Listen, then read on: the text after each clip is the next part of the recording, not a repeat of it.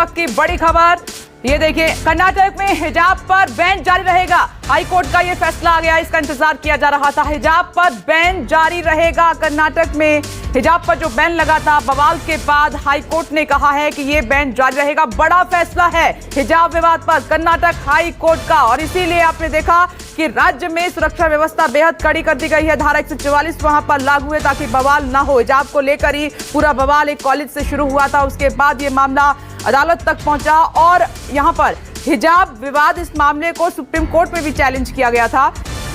Karnataka high court ने कह दिया है कि बैन जो लगा हुआ था हिजाब पर, उस बवाल को रोकने के लिए अभी जारी रहेगा, नहीं हट रहा है। लेकिन आदेश में डिटेल्स और क्या क्या हैं उसको हम जानने की कोशिश कर रहे हैं कि आखिर इस तरीके से हिजाब पर जो विवाद हुआ, याचिका खारिज कर दी गई है और साथ में ये कहा है कि जो बैन है वो भी लगा रहेगा।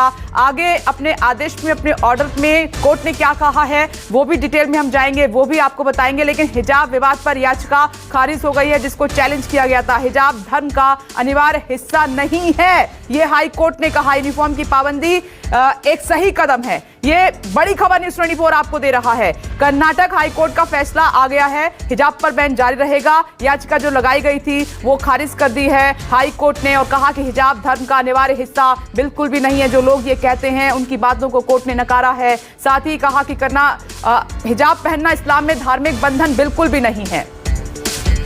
केजे श्रीवत्सन इस वक्त हमारे साथ मौजूद है इस बड़ी खबर पर। तो केजे श्रीवत्सन, याचिका खारिज करते हुए कोर्ट ने कह दिया है कि हिजाब धर्म का अनिवार्य हिस्सा नहीं है, बैन जारी रहेगा।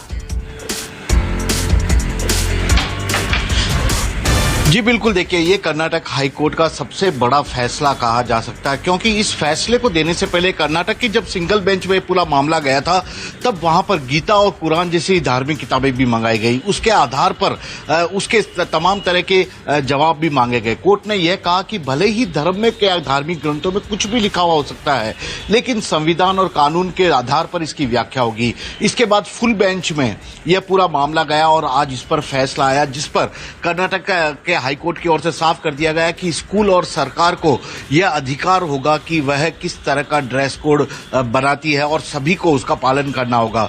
चूंकि धार्मिक नेताओं और धार्मिक व्याख्याओं के आधार पर जो कि धर्म ग्रंथों में लिखी गई थी उसको भी इसमें पूरी तरह से ध्यान में रखा गया और उसी के आधार पर कहा गया कि इस्लाम में कहीं भी नहीं लिखा हुआ है कि आप हिजाब पहन के ही पढ़ने के लिए बैठिए। हो सकता है धार्मिक पूजा पाठ के वक्त यह जरूरी हो, लेकिन पढ़ाई या दूसरी गतिविधियों में इसकी जरूरत अनिवार्य रूप से है, ऐसा स्पष्ट रूप से कहीं उल्लेख नहीं है। और यही कारण है कि उसने जो याचिका लगाई गई थी उसे सब खारिज कर दिया गया।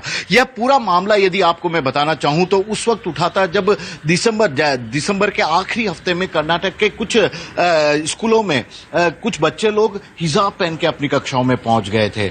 उन्हें देखा देख कई सारे और भी बच्चे हिजाब पहन के आने लगे और कुछ जगह उसका विरोध भी होने लगा था कि स्कूलों में जब ड्रेस कोड बनाई गई है सरकार की तरफ से, स्कूल मैनेजमेंट की तरफ से, तो उस ड्रेस कोड का सभी बच्चों को पालन किया जाना जरूरी है। क्योंकि स्कूल जहां पर सबको एक समानता का पाठ पढ़ाया जाता है, वहां पर इस तरह से धार्मिक का प्रचार करना या धर्म के आधार पर यहां पर आकर क्लासों में बैठकर बातें करना या उसका इंडिकेशन देना, यह काफी गलत होगा। और इसी को लेकर यह पूरा बवाल मचा था, जिसके बाद कुछ लोग केसरिया कलर का हिजाब, सर पर सेफ्रॉन कलर का पहन के दुपट्टा पहन के जाने लगे थे, तो कुछ लोग हिजाब पहन के जाने लगे थे।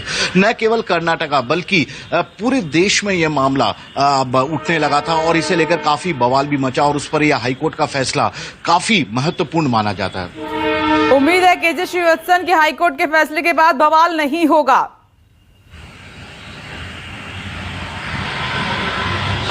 जी देखिए, ऐसा कहना गलत होगा, क्योंकि जो लोग धर्म के आधार पर इस पूरे मामले को आगे ले जाने की कोशिश कर रहे हैं, बार बार बता रहे हैं कि ये उनके धर्म में लिखा हुआ है कि हिजाब पहनकर ही घर से बाहर निकलना चाहिए, किसी भी कार्यक्रम में भाग लेना चाहिए, उन लोगों के लिए ये तगड़ा झटका। क्योंकि कोर्ट ने साफ कहा कि कहीं भी किसी भी धार्मिक ग्रंथ, चाहे वो कुरान की बात हो चाहे किसी और धर्म ग्रंथ की, कहीं भी इसे अनिवार्य हिस्सा नहीं बताया गया है। यह जरूर कहा गया है कि आप प्रेयर करते वक्त, धार्मिक आराधना करते वक्त, प्रार्थना करते वक्त, इबादत करते वक्त इसका उपयोग कर सकते हैं, लेकिन उसके अलावा हर जगह इसको पहना जाना जरूरी है। इस तरह का कहीं भी नहीं लिखा हुआ है। ये कोर्ट की तरफ से भी साफ कहा गया और एक या दो वकील की इसमें जिरहनी हुई है। दोनों पक्षों की ओर से कई सारे देश के नामी वकील भी इसमें शामिल हुए थे।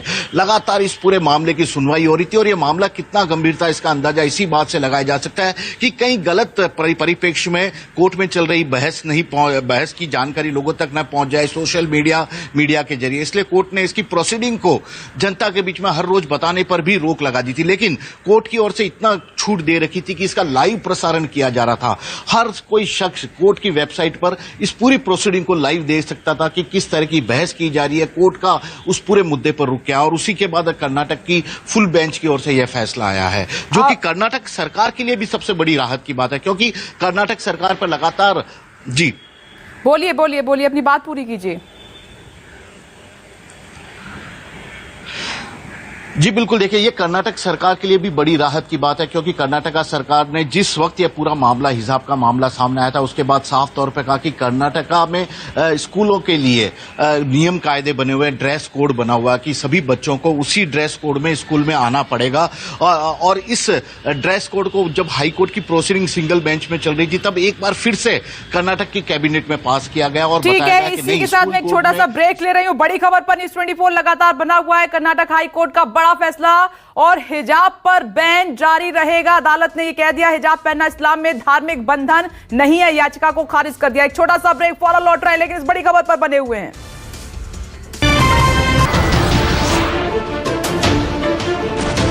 नमस्कार, मैं हूं मानक गुप्ता। अगर आपको हमारा ये वीडियो पसंद आया हो तो इसे लाइक और शेयर जरूर करें और हां, हमें सब्सक्राइब और फॉलो करना ना भूलें ताकि आप देश और दुनिया की कोई खबर मिस ना करें। तो जुड़े रहिए हमारे साथ और देखते रहिए न्यूज़ 24।